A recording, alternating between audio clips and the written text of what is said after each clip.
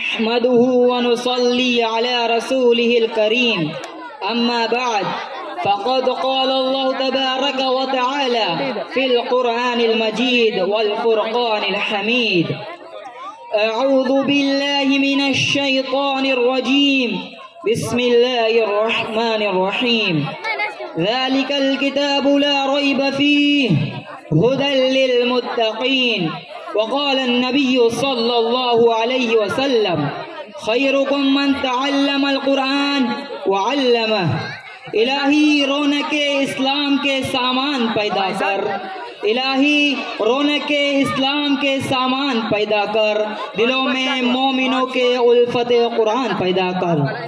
صدر محترم، اسٹیج پر رونق افروز بزرگان دین اور حاضرین جلسہ، آج کی اس محفل اور بابرکت اجلاس میں میرا موضوع سخن دنیا کی سب سے پاکیزہ اور مقدس کتاب قرآن پاک ہے۔ ہمیں چڑھتے سورج کی طرح یقین ہے کہ اس کا ایک ایک حرف سچا اور صادق ہے۔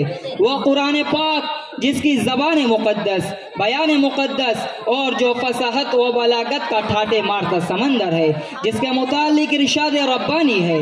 قرآن وہ کتاب ہے جس کے صادق اور برحق ہونے میں کوئی شک و شبہ نہیں، اور جس کے بارے میں محسن انسانیت حضور پاک صلی اللہ علیہ وسلم نے ارشاد فرمایا کہ تم میں سب سے بہتر وہ شخص ہے جو قرآن کو سیکھے اور سکھائے۔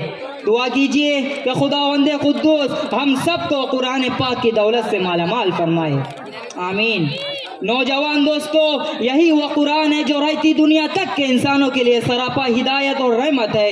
یہی وہ قرآن ہے جس نے پس مردہ قلوب کو تازگی بخشی۔ ہاں یہی وہ قرآن ہے جس کی برکت سے جنات و شیاطین کا آسمانوں پر جانا بند ہوا۔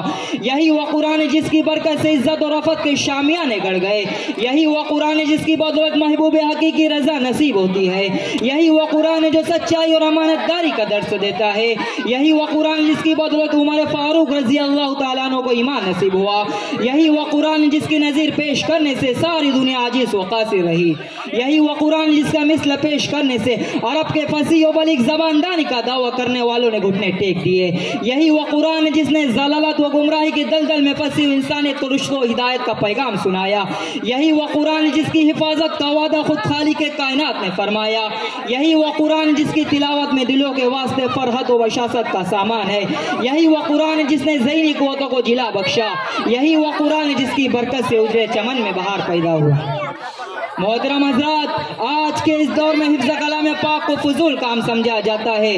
اس کے الفاظ رٹنے کو حماقت بتلایا جاتا ہے۔ کہا جاتا ہے کہ اس کا رٹنا اور بے سمجھے پڑھنا بے سود ہے۔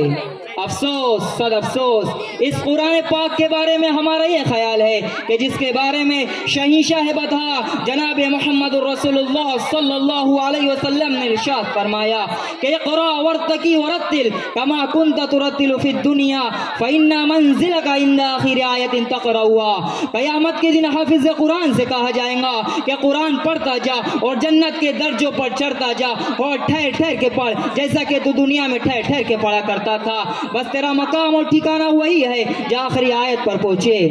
یاد رکھو، یہ قرآن دنیا کی سب سے بڑی نعمت ہے۔ یہ زمین و آسمان، چاند، سورج اور ستارے کوئی اس نعمت کا مقابلہ نہیں کر سکتے۔ یہ قرآن رب کائنات کا مقدس اور عظیم کلام ہے، اور کیوں نہ ہو جبکہ اس کا اتارنے والا خود خالق امین، جس کے ذریعے اتارا گیا وہ بھی روح الامین، جس ذات پر نازل ہوا وہ بھی صادق الامین، جس مقام پر نازل ہوا وہ بھی بلد الامین، جس مہینے میں نازل ہوا وہ تمام مہینوں سے افضل، اور جس رات میں نازل ہوا وہ ہزار مہینوں سے بہتر ہے۔ اللہ کا یہ مقدس اور پاکیزہ کلام تمام کلاموں سے افضل اور برتر ہے۔ حدیث پاک میں آتا ہے فضل کلام اللہ علی سائر الکلام کفضل اللہ علی خلقہ۔ اللہ کے کلام کو سب کلاموں پر ایسی فضیلت ہے جیسی کہ خود حق تعالی شانوں کو تمام مخلوق پر۔ اللہ کا دلارا اور خدا کا پیارا نبی ارشاد فرماتا ہے کہ جس نے قرآن پڑھا اور اس پر عمل کیا، اس کے والدین کو کل قیامت کے دن سورج سے بھی زیادہ روشن تاج پہنایا جائے گا۔ غور کرنے کا مقام ہے، جب والدین کو اس گرا قدر انعام سے نوازا جائے گا تو خود پڑھنے والے کا مقام اور مرتبہ کیا ہوگا۔ حضرات، قیامت کا میدان اور ایسے 10 آدمی جن کے لیے جہنم واجب ہو چکی ہوں گی، حافظ قرآن اپنے رب کی بارگاہ میں سفارش کریں گا، پروردگار عالم اس کی سفارش قبول کریں گا اور ان کو اس حافظ قرآن کی برکت سے نجات عطا ہوں گی۔ مسلمانوں، قرآن کریم و عظیم برکت اور سعادت ہے جو روح خداوندی ہے، معدن حیات اور سرچشمہ زندگی ہے۔ وہ عرب قوم جو پشت سے مردہ چلی آ رہی تھی، دنیا جس کو ذلیل و حقیر جانتی تھی، کوئی ان کو اٹھ کے مینگنیوں میں کھیلنے والا سمجھتا، کوئی ان کو جہلائے عرب کا خطاب دیتا، کوئی ان کو جاہلین مکہ کہتا، لیکن جب قرآن آیا تو جن کا نام جہلائے عرب تھا صحابہ کرام ہو گیا۔ وہ مردہ قوم جو کروٹ نہیں لے سکتی تھی، طاقت و قوت سے اسی لیس ہو گئی جس نے قیصر و کسریٰ کا غرور خاک میں ملا دیا، بڑی بڑی سلطنتوں اور حکومتوں کو تختہ الٹ دیا۔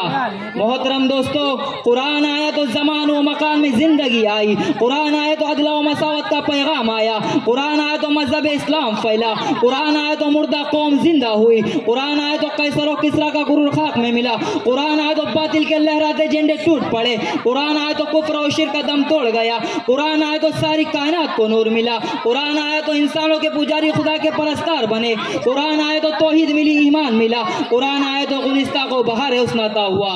ہاں ہاں مجھے کہہ لینے دیجئے کہ قرآن آیا تو روشنی آئی، قرآن آیا تو تاریکی کافور ہوئی، قرآن آیا تو امن و امان اور سلامتی آئی، قرآن آیا تو احکام ملے، شریعت ملی، قرآن آیا تو دم توڑتے انسانیت کو حقوق ملے، قرآن آیا تو شرافت و عزت ملی، قرآن آیا تو دوستو سب کچھ ملا۔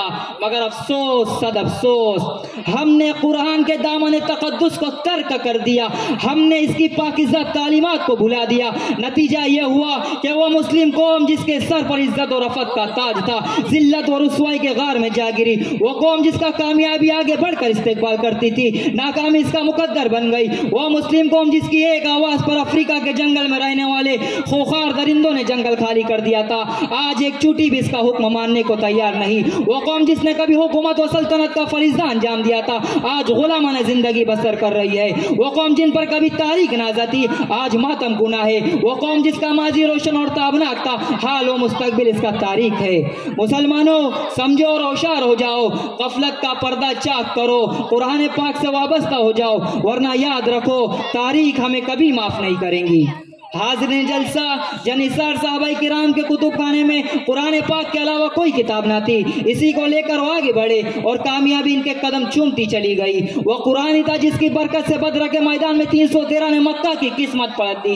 آج ہم کروڑوں میں ہے مگر دوسری قوم میں ہم پر سوار ہے، جان ہماری محفوظ نہیں، مال ہمارا محفوظ نہیں، عزت و آبرو سے ہماری خلواڑ ہے، نہ ہمارے مساجد محفوظ ہے، نہ ہمارے مدارس محفوظ ہے، ظلم و ستم کی چکی ہمارے لیے گھوم رہی ہے جس میں ہم مزے سے پیس رہے ہیں۔